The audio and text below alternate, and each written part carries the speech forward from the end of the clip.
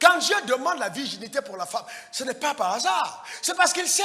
Vous voyez des gens, oh, il n'embrasse pas bien. Mais comment tu sais qu'il n'embrasse pas bien? Comment tu sais? Est-ce que quelqu'un comprend de quoi je parle? Si le gars, tu n'avais jamais embrassé un homme, tu n'aurais jamais su. Ça aurait été fantastique. Mais comme tu es passé par 7, 8, 9, 10, et que tu as eu le temps de sélectionner, tu te réfères maintenant à tel qui t'a embrassé de telle manière. Et c'est ta référence. Il n'embrasse pas. Donc la virginité permettait à la femme de se soumettre. Est-ce que vous comprenez de quoi je parle? C'est ça, c'est important. D'accord? Il y a des femmes le premier jour, si effectivement elles ont entendu jusqu'au dernier moment avant d'aller au mariage, ils disent, oh, quand elles sortent de la chambre, elle dit catastrophe. Est-ce que je vais tenir le restant de mes jours? Pourquoi? Parce que avant c'était une calache, maintenant c'est un Beretta. Donc, vous comprenez ce que je parle? Donc, vous comprenez? Donc, un homme qui n'est pas en relation directe avec Dieu, s'il entre dans le mariage, il peut être une calamité pour sa partenaire. Il avait une bonne relation avec Dieu. De deux, il était en bonne santé. Il était en très bonne santé. 3, il avait un travail. Il travaillait. 4, il était responsable. On peut travailler et être irresponsable. Un homme qui travaille, mais qui prend tout son argent pour aller dans les maquis, qui prend tout son argent pour faire des futilités, est irresponsable. Il n'est pas candidat à la responsabilité suprême, celle de prendre le soin d'une femme. Vous ne pouvez pas être un homme et vous n'avez pas l'habitude de rentrer chez vous à l'heure. Vous êtes toujours en train de rentrer à minuit et vous prétestez vouloir entrer dans le mariage. Vous allez avoir des problèmes.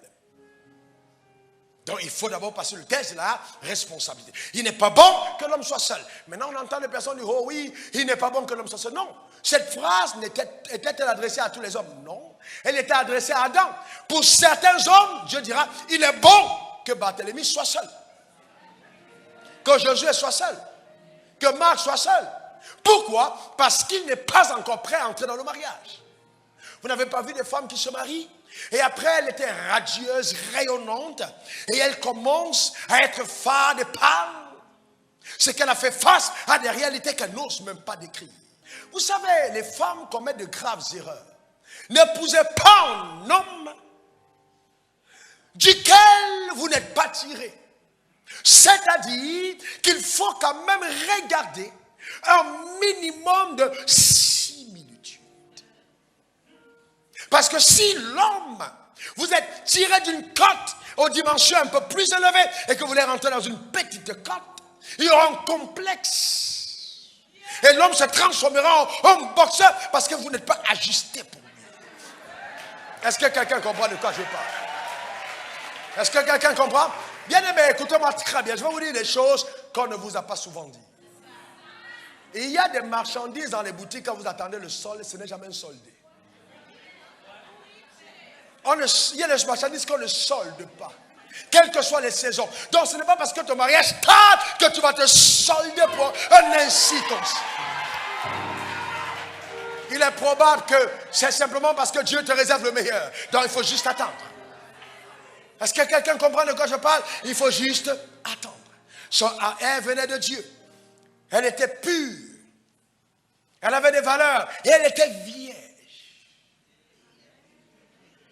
C'est pour ça que Adam a dit, on l'appellera femme. Bien aimé, il y a des femmes qui ont déjà été nommées. Si tu la prends en mariage, tu ne peux plus lui donner un nom. Parce que quelqu'un d'autre a déjà laissé une empreinte dans son âme. Elle n'est plus nommable. Elle est célibataire mais mariée dans l'âme. Quelqu'un a laissé une empreinte. Quand Dieu demande la virginité pour la femme, ce n'est pas par hasard. C'est parce qu'il sait. Vous voyez des gens, oh, il n'embrasse pas bien. Mais comment tu sais qu'il n'embrasse pas bien? Comment tu sais? Est-ce que quelqu'un comprend de quoi je parle? Si le gars, tu n'avais jamais embrassé un homme, tu n'aurais jamais su. Ça aurait été fantastique. Mais comme tu es passé par 7, 8, 9, 10, et que tu as eu le temps de sélectionner, tu te réfères maintenant à tel qui t'a embrassé de telle manière. Et c'est ta référence. Il n'embrasse pas. Donc la virginité permettait à la femme de se soumettre. Est-ce que vous comprenez de quoi je parle? C'est ça, c'est important. D'accord? Il y a des femmes le premier jour, si effectivement elles ont attendu jusqu'au dernier moment avant d'aller au mariage, ils disent, oh, quand elle sort de la chambre, elle dit catastrophe. Est-ce que je vais tenir le restant de mes jours? Pourquoi? Parce que avant c'était une calache, maintenant c'est un Beretta. Donc, vous comprenez ce que je parle? Donc, vous comprenez? Simplement. Donc, il faut faire attention. On parle de ce qu'on ne vous a pas souvent dit.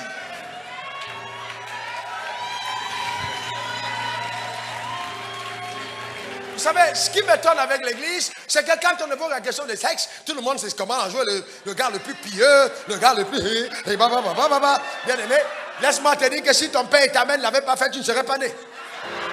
Et c'est la raison pour laquelle on adore Jésus, c'est parce que sa mère ne l'a pas fait avant de naître.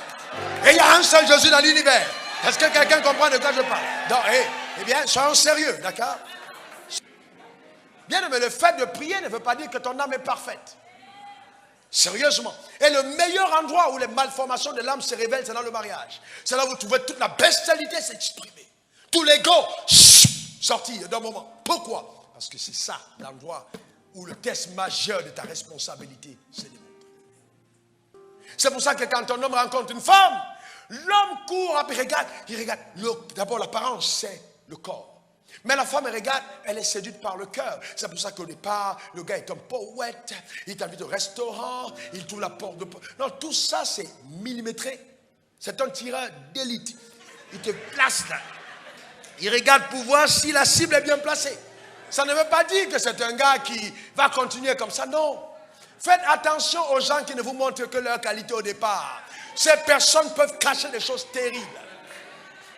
N'épousez jamais un homme ou une femme avec laquelle vous n'avez jamais eu de problème. Seuls les problèmes vous révèlent les caractères réels des personnes. D'accord? Donc, il faut faire attention. Les deux étaient parfaits. Ils vivaient ensemble, ils étaient heureux. Mais ils ont échoué. Vous voyez, la réussite n'est pas le fait qu'on s'entend bien. Il y a des couples qui s'entendent bien, mais ils ont échoué. Parce que la réussite, c'est est-ce que vous atteignez le but de Dieu ensemble? Est-ce que vous faites ce que Dieu attend de vous? Ta femme ne peut pas être réduite à piler du fruit aux bananes. Je suis désolé. Si c'est comme ça que tu vois une femme, tu en vis la joie. Donc malgré le fait que Dieu lui-même a dit le mariage est bon, il a béni ce mariage a échoué. Pourquoi? Les buts de Dieu n'ont pas été atteints. Alors qu'en fait, ils étaient harmonieux. Je suis certain que Adam et Ève s'entendaient très bien. Mais votre entente, est-elle une entente pour les buts de Dieu ou c'est une entente pour la chair? Est-ce que c'est pour la chair? On est heureux en voyage, on est heureux en mange au restaurant, on est heureux, les enfants sont dans les grandes écoles. Et puis quoi? Derrière tout ça, quel est le plan de Dieu pour vos couples? Est-ce que vous remplissez, est-ce que vous êtes en train de courir après cet objectif? La seule chose qui va créer la plus grande satisfaction, c'est avoir la révélation permanente que vous êtes en train de faire ce que Dieu attend de vous. Le reste, c'est un leurre. Et une vanité. Donc, poursuivre les desseins de Dieu. Bien-aimés, laissez-moi parler aux hommes. Quand vous choisissez une femme, ce sera une fatalité de vous arrêter simplement à ce qu'elle présente physiquement. Car ce qu'elle présente n'est qu'un vase qui, malheureusement, avec le temps, s'altère. Perd cette apparence qu'elle a pour devenir autre chose. Il faut aller au-delà de ce qu'on voit. Adam a fait quoi? Il a passé sa femme au scanner, os de mes os. Ça veut dire qu'il est allé chercher, pas simplement à l'extérieur, mais à l'intérieur aussi. Et chair de ma chair, il faut que ta femme te plaise. Tu ne peux pas imposer une femme par prophétie. Oh, Dieu a dit, Josué, tu dois te marier à Marthe. Non. Si tu te maries par prophétie, tu vas divorcer par révélation. Donc fais attention. Est-ce que quelqu'un comprend de quoi je parle? Ce n'est pas ma prophétie. Et on voit des églises, oh, ce genre de femme, telle femme est réservée à un ancien. Telle autre est réservée au diacre. Celle-là, elle est réservée au chef d'entreprise. Sur quels critères? Est-ce que vous comprenez? Non. Faites attention. Si un frère vous approche et vous dit, Dieu m'a dit que tu es ma femme, remettez en cause ce qu'il est en train de dire. Parce que même à Ève, Dieu n'a pas dit que c'est ta femme, il a mis à côté et il a décidé. Un homme qui n'est pas assez courageux pour te dire, quand je te regarde, mon cœur a l'impression de sortir de la cavité, ce n'est pas un homme que tu dois amener dans ta maison. Il peut être dangereux pour ton futur. Parce que personne n'a enseigné la poésie à Adam, il est devenu poète quand il a vu. Donc si ton apparence ne peut pas transformer cet homme en poète dès le départ, c'est un mauvais signe. Dieu m'a dit, oh, bah, bah, bah, bah, oh, bah, bah, bah. Il ne faut pas trop spiritualiser. Il y a des choses, il faut être clair. Assez courageux pour dire la vérité à la sœur. Et sois-en sûr que tu n'en dis qu'à une seule. Parce qu'il y a des malhonnêtes. Des maquisards. Qui sont en train de repérer. Ils ont posé les mines au moins sur 7 sœurs en même temps. Ça, c'est un brigand, c'est un malot. Amen. Je déclare que tu es exposé au nom suprême de Jésus. Quelqu'un dise un bon amen. D'accord? Donc c'est important, bien aimé. Il faut aller plus loin que l'apparence. Il faut aller plus loin que l'apparence. Aujourd'hui, vous savez, toutes les femmes sont belles. Dès qu'on a un peu de blé, on est bien. Est-ce que quelqu'un comprend de quoi je parle? On est bien quand on a un peu d'argent. On est bien. Vous voyez, si vous arrivez, comme c'est vrai, une histoire vraie, un frère très passionné, engagé, aimant Dieu, zélé, voulait juste épouser une femme très belle. Et il a épousé une femme très belle. Sauf que c'était une femme très belle avec l'aide de la chirurgie esthétique. Donc, quand ils sont arrivés le premier soir au mariage, la dame elle allait prendre son bain et puis, justement, pour venir vers, parce qu'il y a eu tellement de danse. Mais quand elle va à la douche, elle a posé les cheveux. Et puis après, elle a enlevé les ongles, elle a mis de côté. Elle a enlevé le dentier, elle a posé. Elle a enlevé les yeux, elle a posé de côté. Donc, quand elle est entrée dans la chambre, le gars a sauté par la fenêtre. Il a dit, non, pasteur, ce n'est pas la femme que j'ai choisie. Est-ce que vous comprenez de quoi je parle? Amen. Donc, mes frères, si vous aimez les cheveux naturels, demandez à la fiancée pendant que vous êtes encore dans les fiançailles, est-ce que c'est naturel? Si elle te dit c'est naturel, vrai naturel ou naturel indien, pose bien la question pour qu'elle te réponde avec précision. Est-ce que quelqu'un comprend de quoi je parle? Et laissez-moi vous dire profondément, chaque fois que vous occultez ce que vous êtes en train de falsifier, vous trompez. Donc donner une apparence qui n'est pas la vôtre pour être choisi comme femme, c'est tromper. Soyez fiers de ce que vous êtes. Imaginons donc un moment juste pour rigoler que le gars a prié et qu'il voulait une sœur noire. Dieu lui a montré sa sœur, elle était noire. Une beauté satinée noire. Et puis maintenant tu t'es changé, tu es devenue toute blanche. Tous les jours il prie, il passe à côté, il ne te remarque pas. Parce que tu n'as plus l'apparence que tu devais avoir pour l'homme qui t'attend. S'il y a un homme qui t'attend, c'est que Dieu a voulu que cet homme t'attende dans les conditions qui sont tiennes. Et laisse le soin à cet homme de te trouver tel que tu es. Et laisse cet homme participer au fait de te cultiver et de te donner la forme que tu devrais avoir. Que lui-même investisse dedans. N'ayez aucun complexe. Dieu ne s'est pas trompé. Est-ce que vous comprenez? Le nez que celui-là n'aime pas parce que c'est tout long. Il y a un gars qui va dire, waouh, quel nez j'ai jamais vu. Regarde comment il est large. Et qu'il est là jusqu'ici. J'aime ce nez, oui. Est-ce que vous comprenez de quoi je parle? Amen.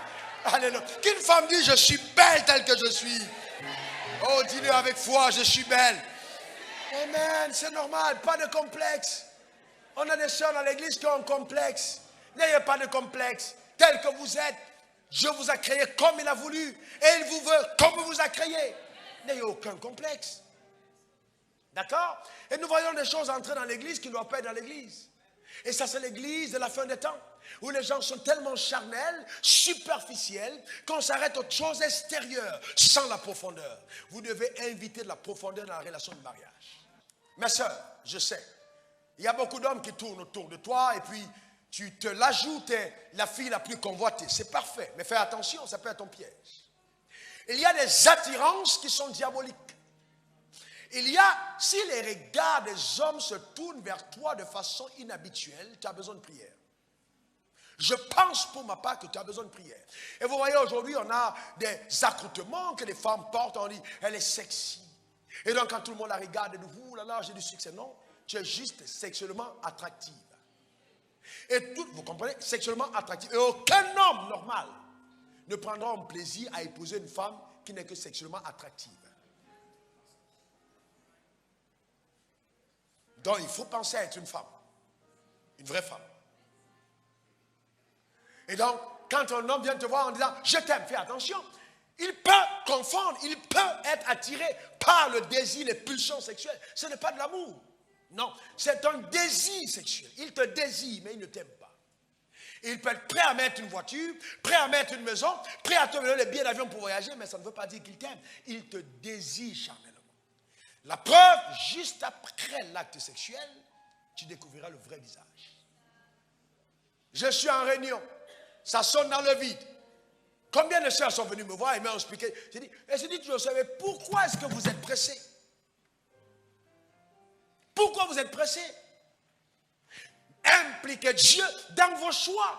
Impliquez-le dans vos choix. C'est très important. Interrogez Dieu. Il s'agit de ta destinée. Tu ne peux pas la prendre à la légère. Non. Il faut que tu sois sûr, que tu es sûr que cet homme-là, le ciel cautionne.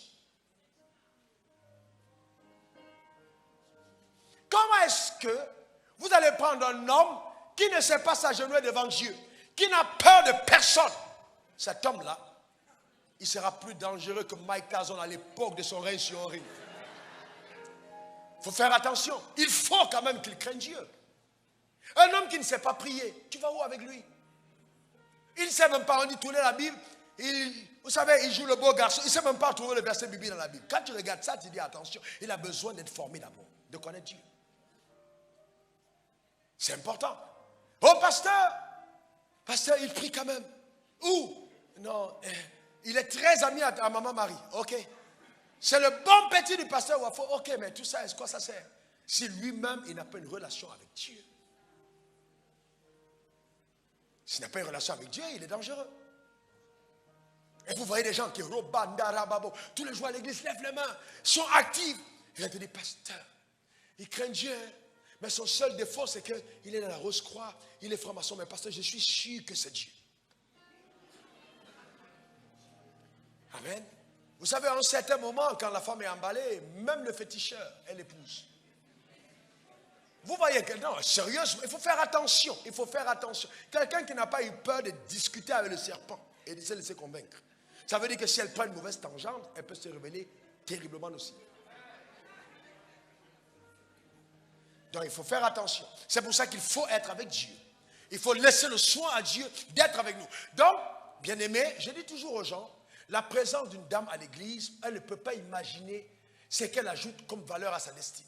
Une femme qui craint Dieu, dans cette génération, est une perle rare. Très, très rare. Une femme recommandable et sur laquelle le ciel a mis toute son attention et son affection parce qu'elle craint Dieu. Elles sont rares aujourd'hui. Vous êtes dans les travaux, les bureaux, non? Vous savez ce qui se passe? N'est-ce pas? Une femme qui craint Dieu, c'est trop rare. Même à l'église, c'est devenu rare. Mais je sais que tu fais partie de ces femmes rares. Amen. Parce que tu as pris la résolution justement de te tenir avec Dieu. Donc c'est très important. Et la Bible dit, puis Amnon eut pour elle une forte aversion, plus forte que n'avait été son amour. Et il lui dit, lève-toi, va-t'en. Il l'a chassée juste après. Pourquoi? Parce que ce n'était pas de l'amour. Il avait des pulsions vis-à-vis d'elle.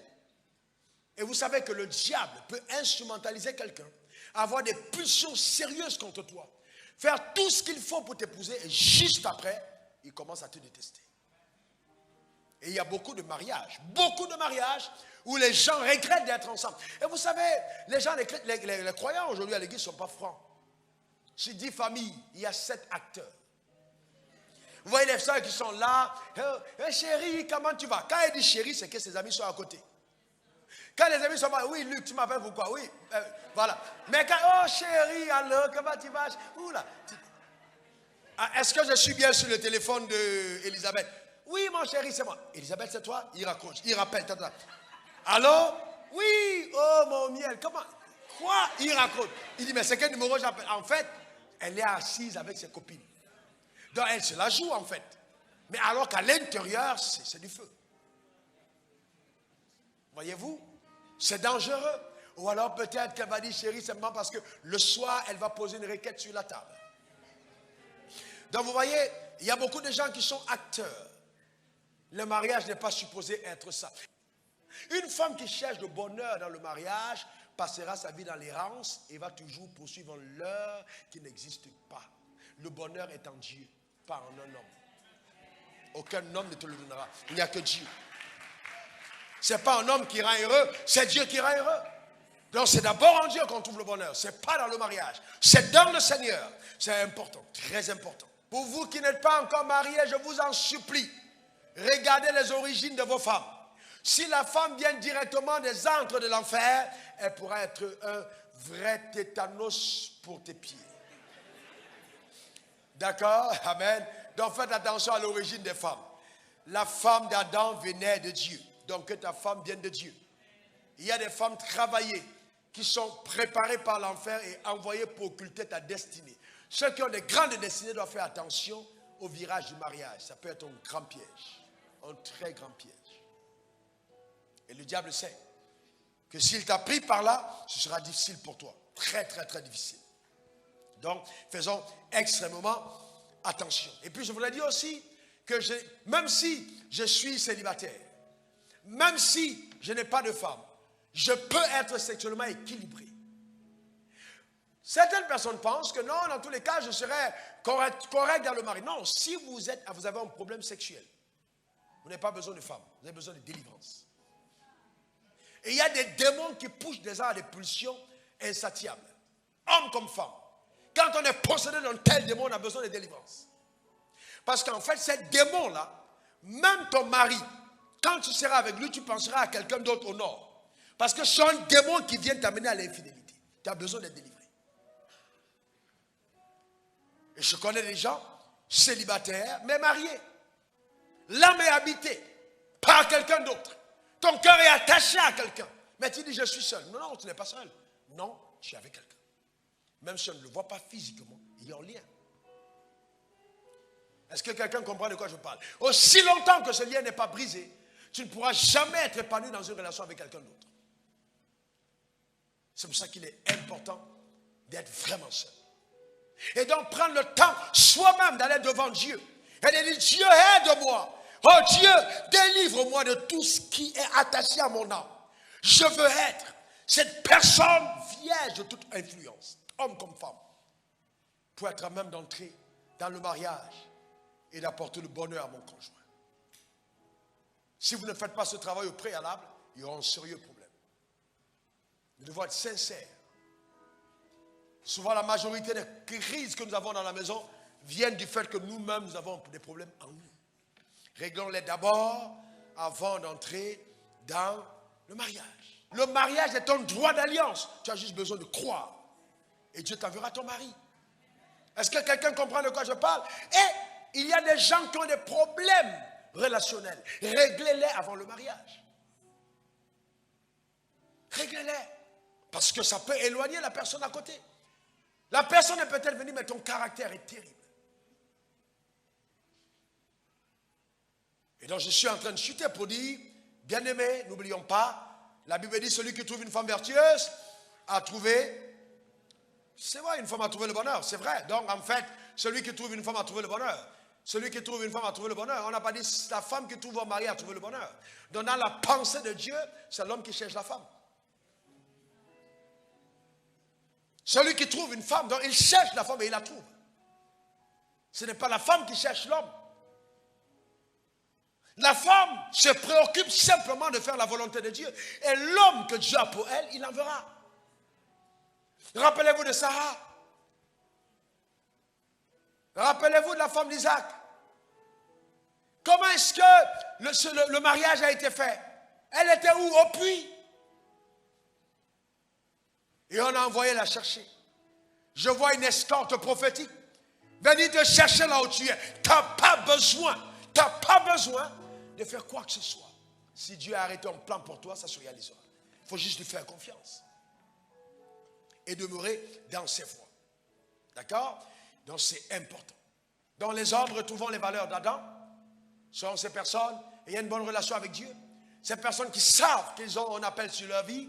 Et ces personnes qui ont dans le mariage avec la détermination de continuer à servir les desseins de l'Éternel. Et chaque femme doit se considérer comme une aide. Aider. Si l'homme ne sait pas où il va et quel est le but de Dieu pour sa vie, aucune femme ne pourra l'aider. On n'aide pas un homme qui ne sait pas ce qu'il a à faire. D'accord? C'est très important. Il faut savoir ce que tu as fait. Ça veut dire que tant que je n'ai pas découvert le but de ma destinée, je ne suis pas encore candidat au mariage. Ça va encore attendre jusqu'à ce que je comprenne pourquoi je suis sur la terre. Parce que la femme doit correspondre au schéma prophétique de Dieu pour ta vie. Ce n'est pas juste une partenaire sexuelle, c'est une partenaire de vie. En ce qui concerne même le mandat que Dieu t'a assigné. Voilà comment est-ce qu'on cherche à avoir une femme. Une cote qui est semblable. Une personne qui se tient à notre côté pour nous aider. Je vous laisse avec ces pensées que je vous donne. Comme ça, vous pouvez les noter. Ou alors prendre le CD ou le DVD après, les noter. Premièrement, le mariage est une institution divine, hein, mais qui ne continuera pas au ciel. Ça veut dire que vous n'allez pas trouver de mariage au ciel. Ça s'arrête sur la terre. Deuxièmement, le mariage volera à ta consécration. 3, on peut être célibataire très épanoui. Je dis bien très épanoui. 4, il faut se marier pour atteindre les buts de Dieu pour sa vie. 5, si tu es sexuellement déséquilibré, le mariage ne réglera pas ce problème. Tu as besoin de délivrance. 6, vivre en concubinage est une solution de lâche. Je reprends. 6, vivre en concubinage est une solution de lâche. 6, vivre en concubinage est une solution de lâche. Parce que déjà, tu as pris la femme, tu as mis à la maison. Donc tu es lâche. Tu aurais pu l'épouser en même temps. 7, ta femme ne doit pas être soumise seulement comme obéissant à la loi, mais avec son cœur. Et pour cela, tu dois t'y investir. Ce n'est pas la loi. Oh, je suis le chef. Un homme qui réclame toujours sa chefferie est quelqu'un qui ne sait pas qui il est. Il est sous un complexe. D'accord? Victime d'un complexe. 8, homme, pour te faire aider, il faut savoir ce que tu veux de la vie et où tu vas. 9, femme, Dieu t'a créé pour aider l'homme dans sa mission et non à dépenser son blé. C'est le mot. Dans sa mission. Donc, ce n'est pas une affaire de juste de l'argent. Non, il y a un mandat. Est-ce que ça va pour chacun d'entre nous? 10, femme, l'homme ne continuera pas forcément à être attiré par ton corps si tu ne fais aucun effort de te rendre attractive, car tes formes finiront avec le temps par se déformer. D'accord? 11, aujourd'hui c'est possible d'avoir un mariage et être heureux. On peut être heureux dans le mariage aujourd'hui, c'est possible. On a le Saint-Esprit, on a la connaissance, on peut être heureux. 12, pour arriver au bonheur, il faut se préparer à en donner. Ceux qui arrivent au bonheur sont ceux qui se préparent à en donner. 13, celui ou celle qui recherche le partenaire parfait finira par ne jamais se marier. Celui qui recherche le partenaire parfait finira par ne jamais se marier. Il faut rechercher l'homme que Dieu a pour toi, la femme que Dieu a préparée pour toi, pas la personne parfaite. Parce que toi-même, tu n'en es pas. 14, le célibat est de loin, souvent de loin préférable à certaines tribulations dues au mariage. Souvent, il est mieux pour la personne célibataire que d'entrer dans des situations de turbulence extrême. J'ai vu des femmes qui ont commencé à avoir des palpitations, qui ont commencé à avoir des maladies psychosomatiques. Ce n'était pas une attaque diabolique, c'était le mari qui était la hantise. Donc faisons très attention. 15, il est vital et crucial de faire intervenir Dieu avant de se décider à prendre un conjoint. D'accord? C'est très important. Et je pense qu'après ce message, on vous aura presque tout dit en ce qui concerne le mariage. Si vous écoutez d'autres messages, bien entendu, d'avant. Que Dieu vous bénisse richement. Ensuite, s'il y a quelqu'un dans cette assemblée qui a besoin, qui sent que c'est vraiment la saison pour elle de se marier, je vais prier avec toi afin que tu trouves ton conjoint, homme comme femme, et que tu ne te trompes pas, que la personne que Dieu a pour toi soit celle que tu choisisses. Lève juste la main, je vais prier avec toi là où tu te trouves. Amen. Lève ta main courageusement devant le trône de la grâce. Père, au nom suprême de Jésus, même si tu me suis en direct, pose juste ta main sur l'écran. Je voudrais, par ta puissance surnaturelle, que tu interviennes, Éternel, dans la vie de ces personnes qui ont besoin d'un conjoint. Que par ta puissance, oh Dieu, ton œuvre soit réalisée. Merci de permettre que ces frères et cette sœur trouvent, Éternel, le partenaire idéal. Merci, oh Dieu, pour la manifestation de ta fidélité. Que ton nom soit glorifié, car la Bible déclare, toutefois dans le Seigneur, l'homme n'est point sans la femme et la femme n'est point sans l'homme. Tu as un plan parfait pour chacun d'entre nous et il s'accomplit certainement au nom de Jésus, j'ai prié. Amen.